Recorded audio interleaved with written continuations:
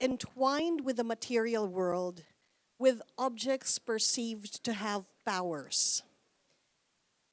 Our first speaker, Allan Derain, shows how such objects insert themselves into daily lives, while Father Andrew Recepcion locates the intersections of our mythologies and contemporary articulations of Filipino spirituality.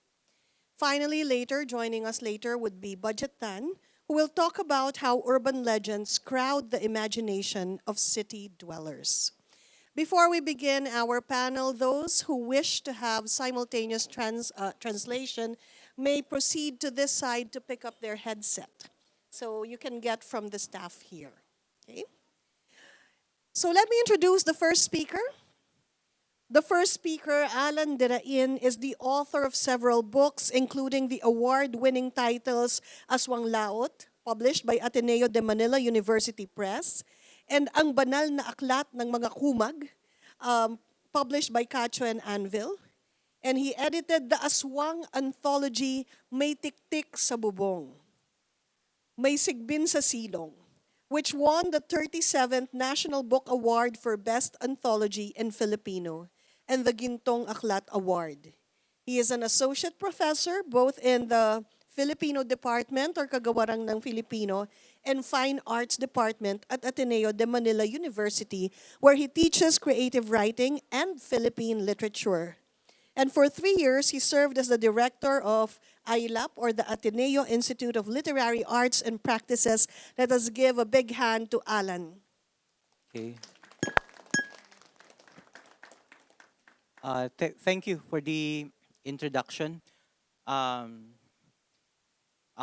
me read from the presentation that I prepared, so I won't miss a thing. First slide, please. Okay. Next. Long before our ancestors even knew what an anting-anting was, there was one being who had already improvised one for his own use. That was Aswang, the god and guardian of Mount Malinao. It all began when Aswang set his sights on the fire of Mount Mayon. That fire was no ordinary flame. It was ancient, divine, and it belonged to his older brother, Gugurang, the chief god of Bicol myth and guardian of Mount Mayon. So Aswang approached him with a request that the fire be shared with him. Gugurang said no. He wasn't about to hand over the fire of creation to someone like Aswang, for he knew that once Aswang had that power, there'd be no going back. So Aswang declared war against his brother, and as his first act of defiance, he stole the fire of the great mountain. Upon entering Gugurang's volcanic domain, he scooped up for himself the much coveted fire and hid it inside an empty coconut shell in which he could easily carry away and slip from Mount Mayon into Mount Malinao. Next.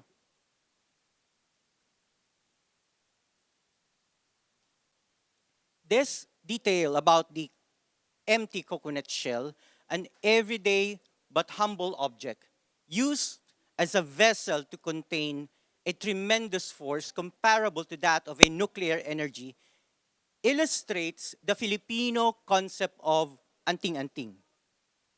An anting-anting could be any small, solid object, a piece of wood, metal, stone, or paper that is said to act as a container and conduit of a certain spiritual force. Next. To better understand the function of anting-anting, we also need to understand the Visayan concept of dungan as worldview. Dungan is basically the psychic energy that lies within you. It is said that the universe is a vast mandala-like circle, and inside that circle, all creatures would have their own proper place. Your destiny, your status in a society is determined by that emplacement because the amount of psychic energy or the amount of spiritual force or the amount of dungan that is apportioned to you by the universe is also dependent on that emplacement. So let's say if you are destined to become a great datu, a village chieftain, or a babaylan, a wise shaman, or a mandirigma, a brave warrior, or a panday, an ingenious blacksmith, then yours will be given the stronger dungan. But if you were destined to serve as an uripon, a slave, then yours will be given the weaker dungan. Next.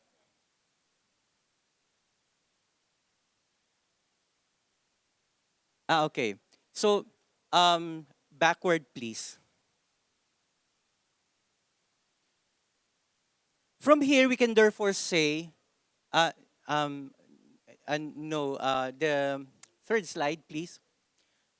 Sorry, back again to, yes, this one. Thank you. From here, we can therefore say that Dungan, as a kind of a worldview, is both hierarchical and fatalist. But here's the catch. The belief would also leave room to cheat a little through the use of the anting-anting. Through the anting-anting, the amount of life force that was assigned to a person can be extended a little. So if the dungan is hierarchical, it is the anting-anting that shows the way out of that hierarchy. For the anting-anting to work, several things are needed. First, the anting-anting or the object itself. Second, one need to energize the anting-anting from within by feeding it with the proper ritual and prayer. Third, the said object, once empowered by ritual and prayer, must be kept within or must be kept by the owner in his body, either by wearing it as a necklace or putting it inside his pocket for all time. Ultimately, the way to possess an anting-anting is to let it possess you, or let the anting-anting be assimilated within the body by means of swallowing it. Okay, let's stay put with the previous. Okay, so here is Darna, Filipino's all-time favorite superhero, a character from the golden age of Filipino comics, created by writer Mars Rabelo and artist Nestor Redondo in 1950. So during that time, Darna served as the Pinoy counterpart for the American Superman. Now, I'd like to acknowledge Rolando Tolentino for this idea. Uh, Darna, as a culture hero, exemplifies the concept of a Filipino with an anting-anting. Because first, she would have her own magic stone with her name written on it. For her to do, so that's the object, the anting-anting itself. So second, for her to draw power from that anting-anting, she has to swallow it. Hence, the proper ritual. And upon swallowing it, she has to utter the name, shout the name, Darna, which is the proper incantation to conjure the power of the stone. And only through that, she would have this complete transformation from a seemingly innocent country maiden into a woman of great abilities. Hence, the bisa or the potentiality of the aswang. Next slide. So, this one. The aswang, on the other hand, would also operate using that same motif because the aswang also possess his own magic stone called the mutya. The mutya oftentimes would manifest by means of a small bird or a chick. This chick, the aswang has to take care and nurture inside his very own gut like a mothering hen. So the chick is the essence of the aswang. Meaning the aswang is the aswang because of the chick that is inside him or inside her. So the chick is both a parasite and power source for the aswang. So here we can see the aswang now as also a kind of a vessel to this creature of potentiality, making the aswang in its turn an anting-anting. In some parts of the Bicol region, this bird, this mutya, is also called kabatiran. In Filipino and Bicol language, kabatiran means knowledge. It means awareness. So in a sense, the real power source of the aswang, the kabatiran of the aswang, the anting-anting of the aswang, is his or her self-knowledge. Or put it in another way, the kabatiran of the aswang or the power source of the aswang is this knowledge, this hidden, forgotten knowledge, this whole body of local knowledge, sometimes called Philippine folklore. Di kaalamang bayan, handed down to us by our great ancestors. Thank you for listening. Thank you, Allan. Let me now introduce the next speaker. Father Andrew Recepcion is a Filipino priest of the Archdiocese of Cáceres in the Philippines. He is also a missiologist and author. He has served as a professor at the Pontificio Colegio Filipino in Rome and at the Pontifical Gregorian University. Additionally, he has held positions as a professor at various seminaries and institutions and is a member of the Philippine National Missionary Council. He is known for his book, The Islands of Faith, Crossroads of Mission, which won the National Book Award. Father Andrew, you have 8 minutes. Wow. So thank you, Nikki, and good afternoon to everyone. Before we started this conversation, somebody asked me, why are you wearing the traditional Filipino dress and she'll be talking about aswang? And I said, yes, because I don't want to look like aswang. In any case, thank you, Allan, for the presentation of what aswang is. But let me start with the first one. It's about the Filipino spirituality. What is the root of the Filipino spirituality? I should say it is the transpersonal view, and its keyword is interconnectedness. Filipino philosophy highlights the Filipino self, loob, is always relational, grounded in kapwa, the shared identity that connects one's being with others. Thus, kapwa dissolves the sharp boundary between I and you to encounter another person, nature, or spirit is to encounter another self. So this kind of relationship is what we call indigenous spirituality, because the cosmos is inhabited by anito or ancestral spirits and diwata or deities or guardians of nature. Mountains, rivers, and trees are alive with spirit, and humans must live in harmony with them. So here what we call in the Filipino spiritual imagination, what we call the cosmotheandric unity. That's a very technical word, but it simply means that there is no separation between cosmos, theos, and anthropos. Life is not dualistic in Filipino spirituality. It is integrative. The sacred flows through all relationships. Let's go to the next slide, please. The pre-colonial period. So Allan was talking about the pre-colonial worldview. And I will focus on the bailana or babaylan as the mediator of spirits. And sometimes people call the bailana or babaylan as aswang. But before the Spanish occupied the Philippines, we didn't label the aswang as something evil or as somebody who is evil. It was a neutral term. Thus, before the coming of Christianity, Filipino communities were already deeply spiritual. The Bailana or Babaylan functioned as the mediator between humans and the spirit world. She was priestess, healer, and seer, the custodian of cosmic balance.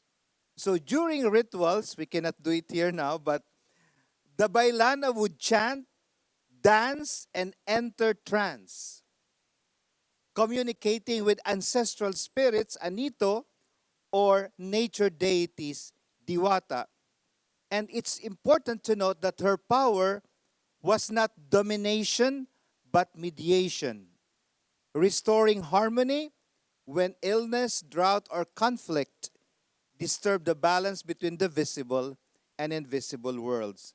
Thus, for me, the Bailana's role embodied the Filipino conviction that the sacred is accessible through relationship, not distant transcendence. Let's go to the third slide. Now let's go to so these are some images of the Babaylan or the Bailana. Sometimes there are men who are also considered Babaylan and they are not really sure if they were men or women, no? And they are called asog, no? Or asog.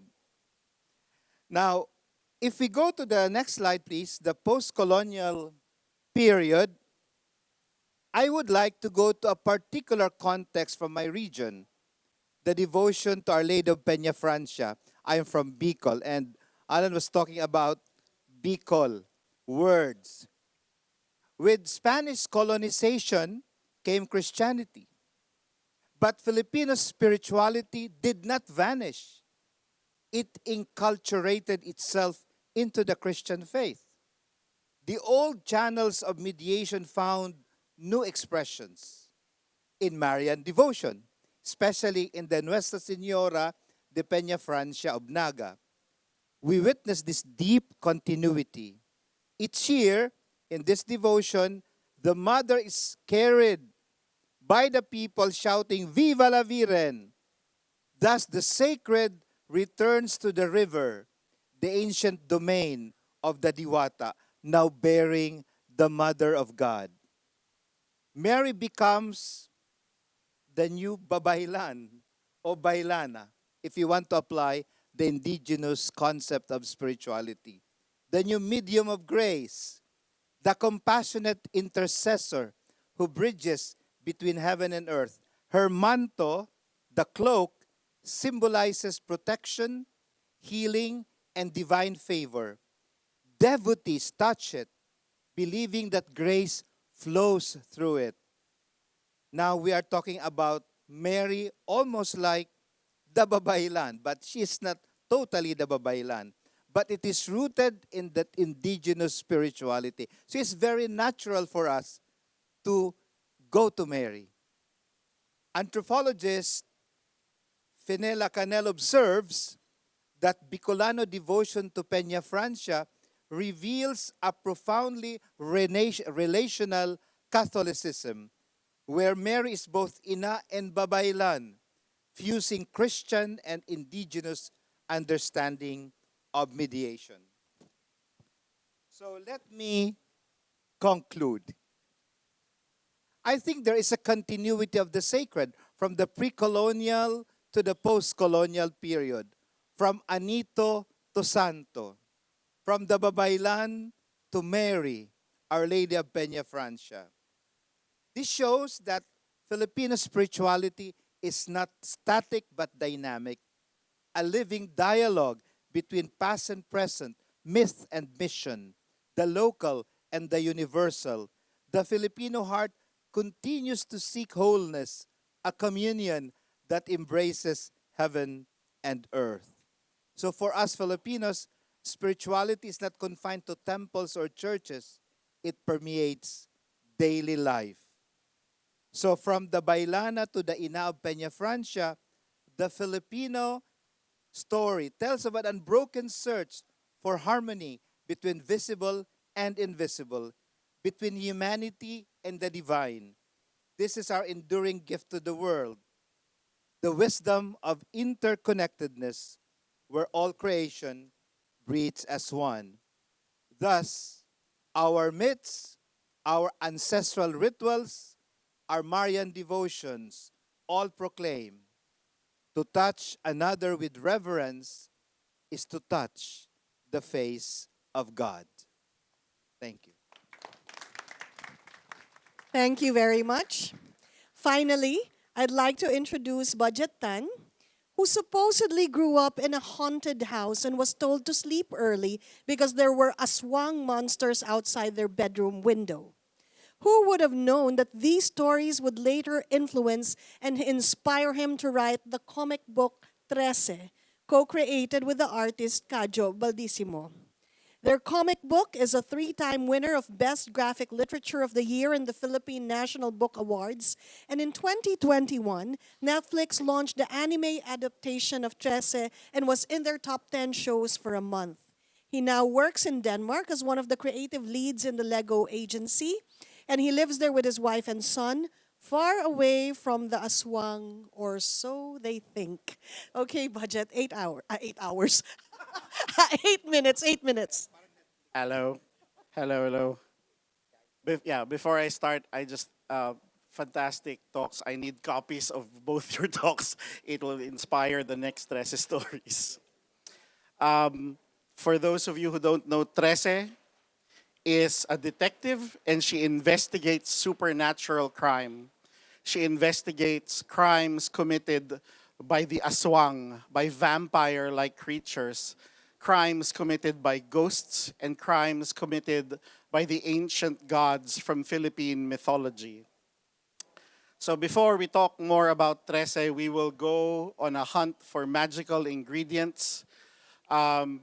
For what ingredients do we need to cast a magic spell? And probably the most popular list of ingredients was listed by William Shakespeare. Next slide, please. No. Back. So sorry. Back. I sent the wrong talk. Okay, fantastic.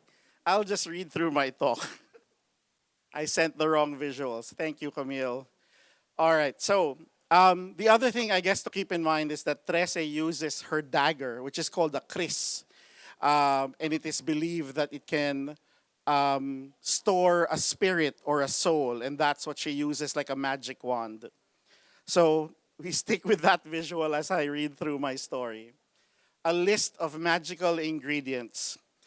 Double, double, toil and trouble, fire burn and cauldron bubble, fillet of a fenny snake in a cauldron boil and bake, eye of newt and toe of frog, wool of bat and tongue of dog, adder's fork and blindworm sting, lizard's leg and howlet's wing, for a charm of powerful trouble, like a hell broth boil and bubble.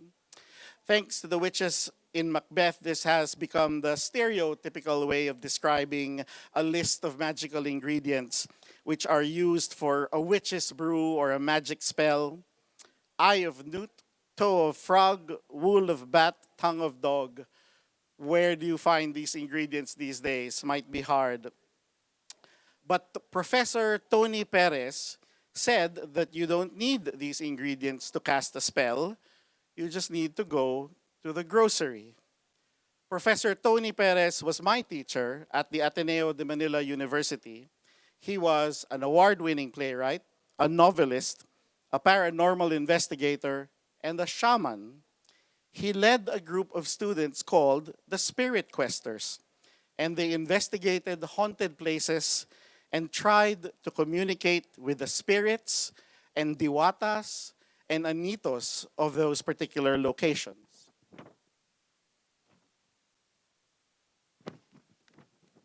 He wrote a book called Mga Panibagong Kulam, New Spells for the New Age.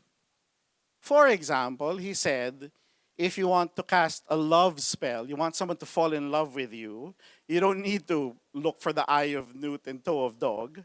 You just need to find a picture of that person that you want to fall in love with you, find an old love letter, a stationery that might have roses as a design, and then you cut that up, put it in a bowl, light a candle, and then you cast a spell. And if you want that spell to be really effective, you buy a bar of Ajax detergent. Because, he says, Ajax, to us it's like, oh yeah, it's the detergent, but it is also the name of a Greek hero. So for all these centuries, that name, whenever we see the word Ajax, we immediately recognize it as something of power. But to most of us, it's the name of a detergent, but a reliable detergent. And so you add that detergent into the bowl, mix it, cast the spell for maximum effectivity. So in creating the world of Trece, I was inspired by this checkout counter, go to the grocery school of magic. So for example,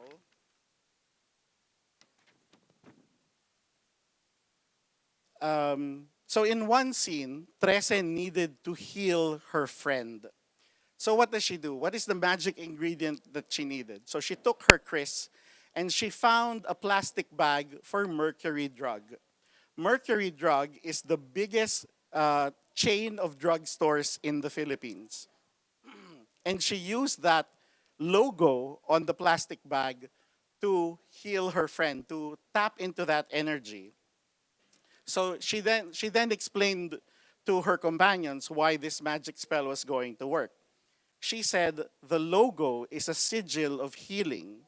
Every day people enter the drugstore, looks up to the logo, and whether they know it or not, they are whispering a silent prayer. Please make this medicine heal him. I pray her fever goes away after she takes these pills. I hope my baby feels better after she drinks this syrup.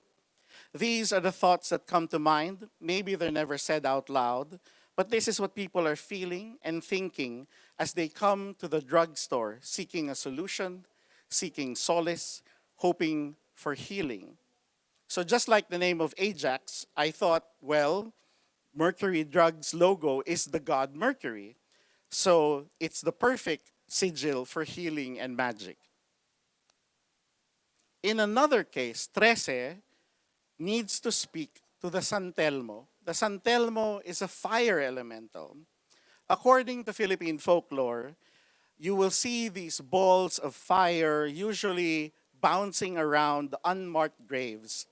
They are the spirits of people who are not given funeral rites. So they are manifesting as fireballs, trying to attract people to find their graves. Going back to Professor Tony's book, he said you can contact spirits and heavenly beings like angels using your mobile phone.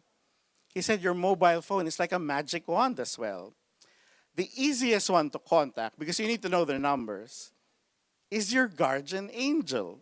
So what is the number of your guardian angel? If you believe it, the number of your guardian angel is your birth date.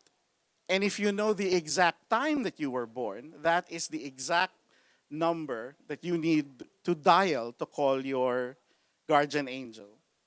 I just don't know what the country code is. I don't know if it's +45 or whatever. So if you get your mobile phone, type in the day, month, year, and time of your birth on the contact number. Type in the prayer in your send field, and then you press send. Of course, the phone will say, cannot connect, called failed. But that, according to Professor Tony, when you see that signal, your message has actually been sent. Your prayer has been sent to your guardian angel.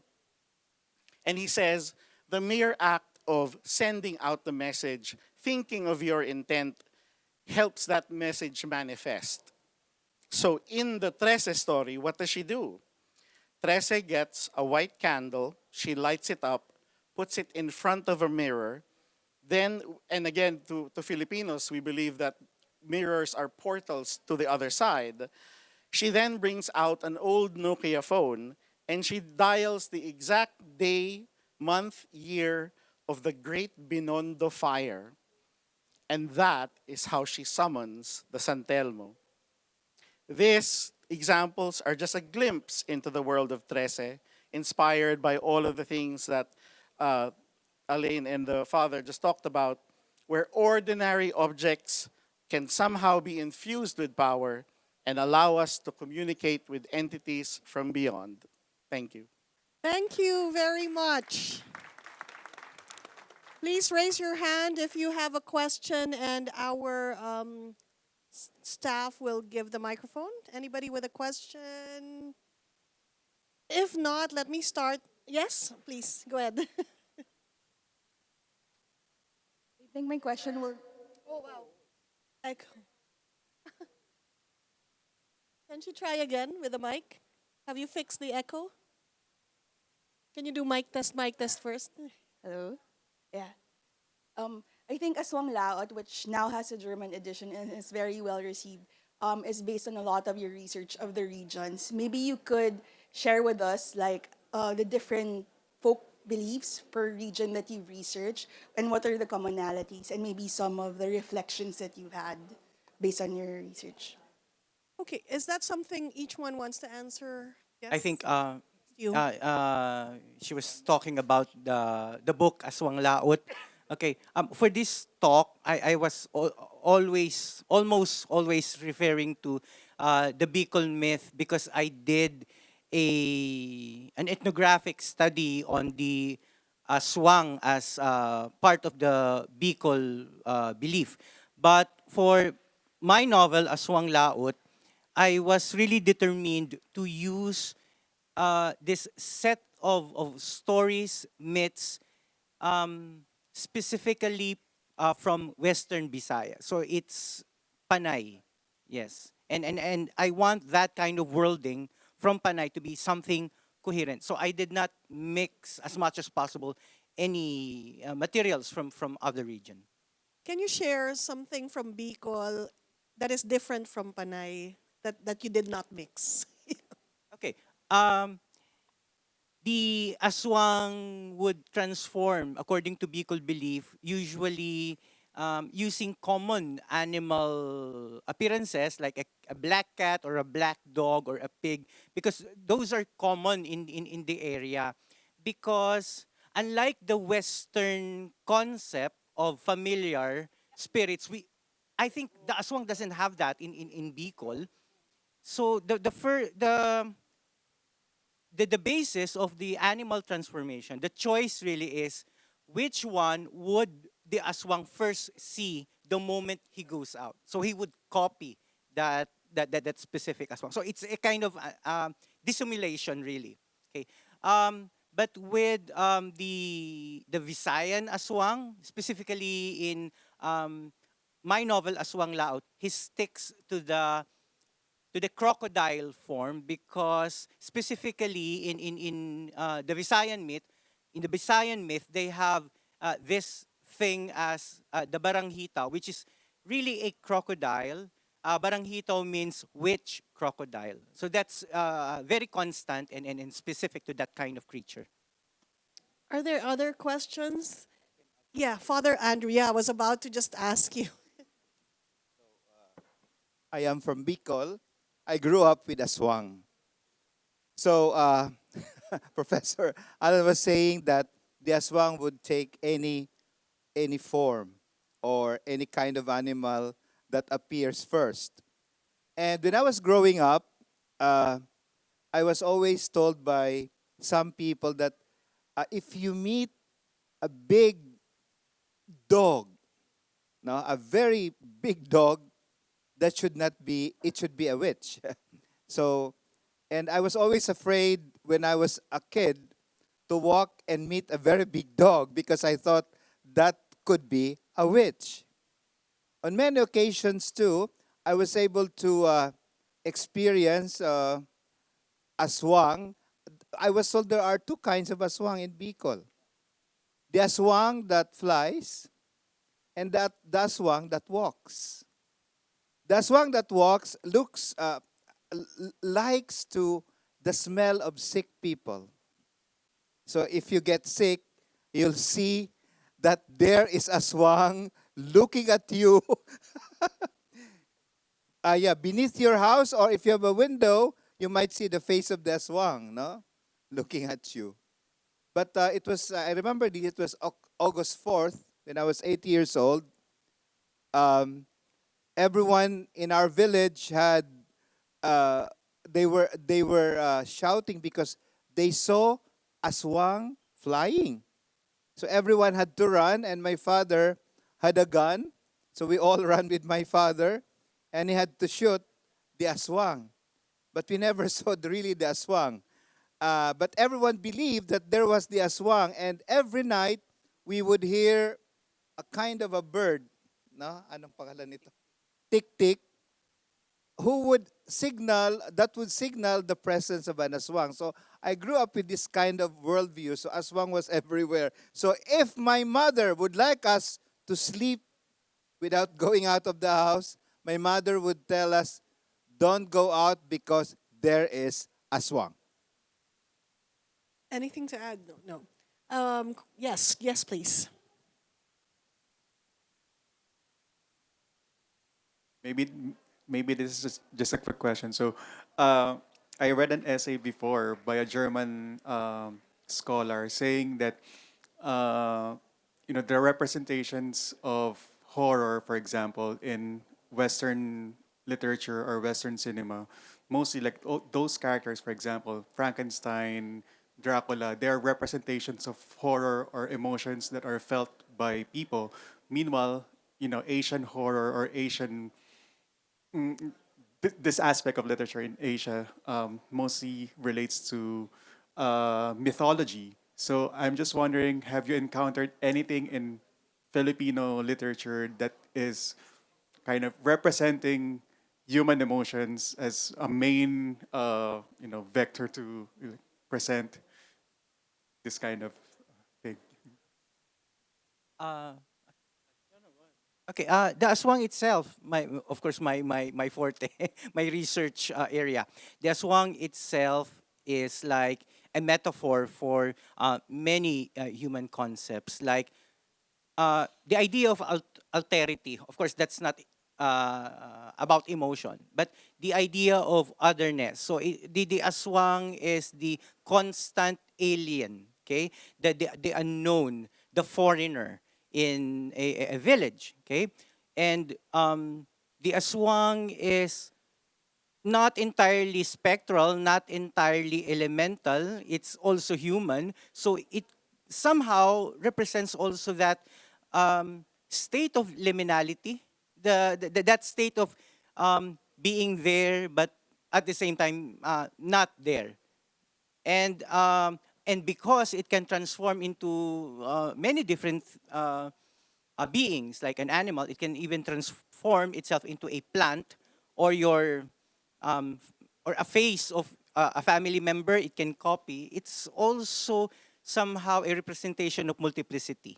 But Alan, what about the white lady who are, victims of violence or injustice or rape? There are urban myths of, for example, Tony Perez would take people to the film center where it is believed that when during construction a portion of it collapsed and some workers died, so they would go there and try to find those spirits. Are those different? Are they ghosts Yes, or they're yeah? supposed to be different from the aswang that is more visceral, I think.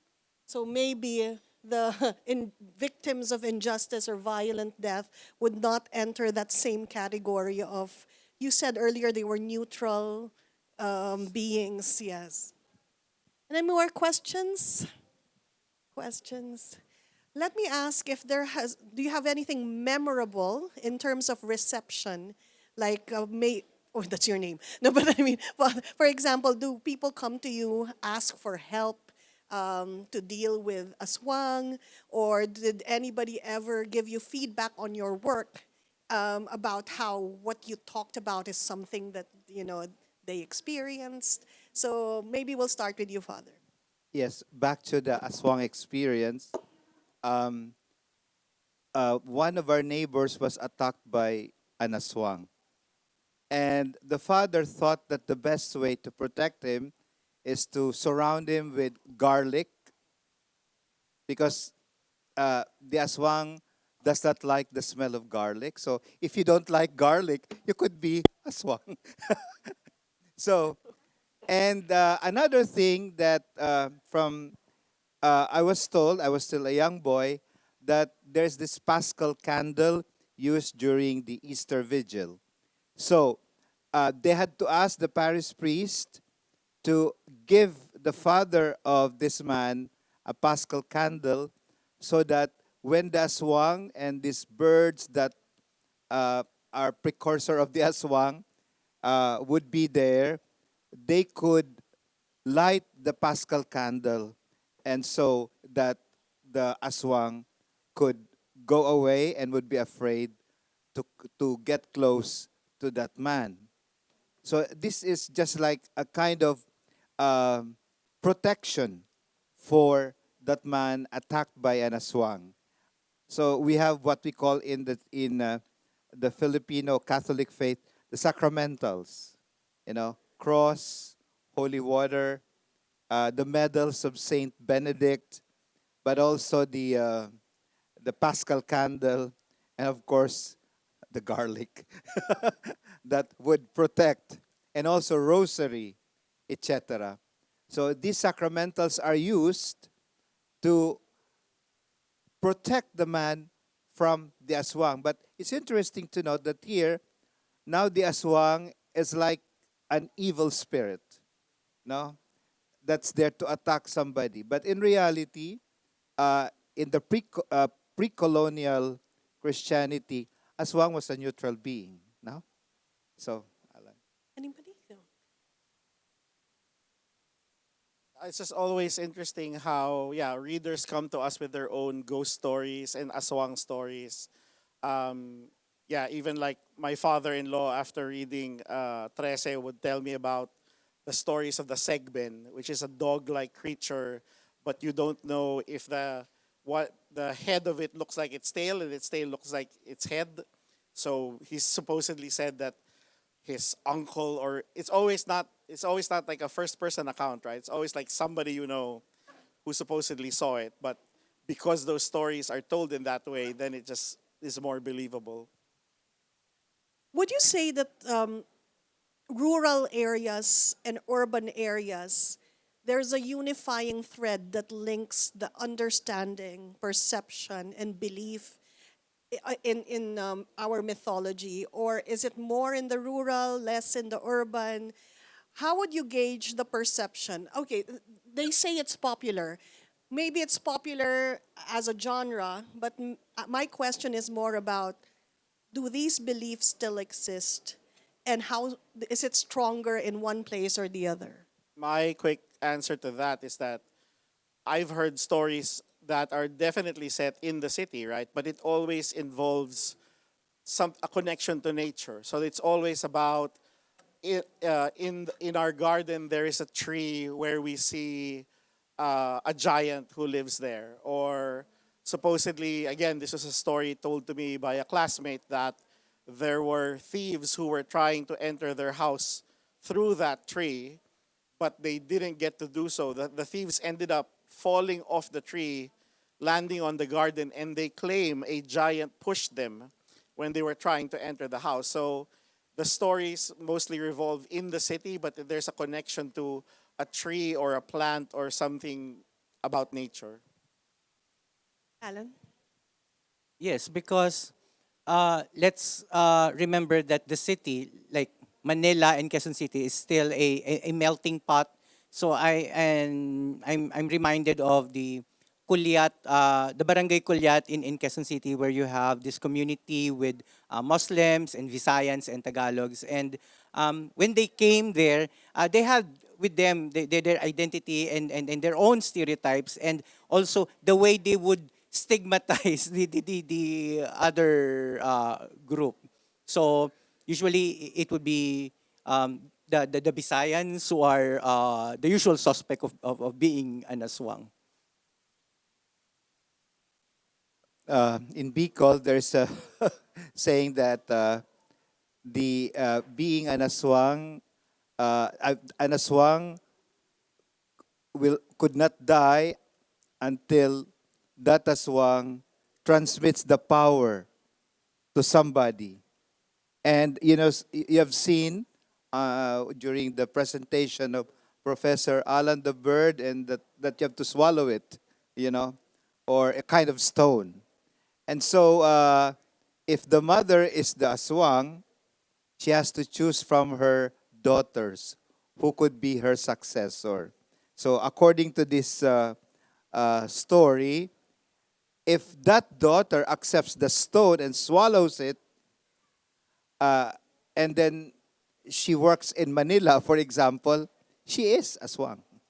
So, as an OFW, if she goes to Frankfurt, she's here. She's an aswang. So that story. Unfortunately, there are two more hands up, but unfortunately, I've been given a signal that no more time. We have no more time, but is it okay if our our panelists could sit nearby so that you could come and talk? Yeah, sorry, I couldn't see you there. And yeah.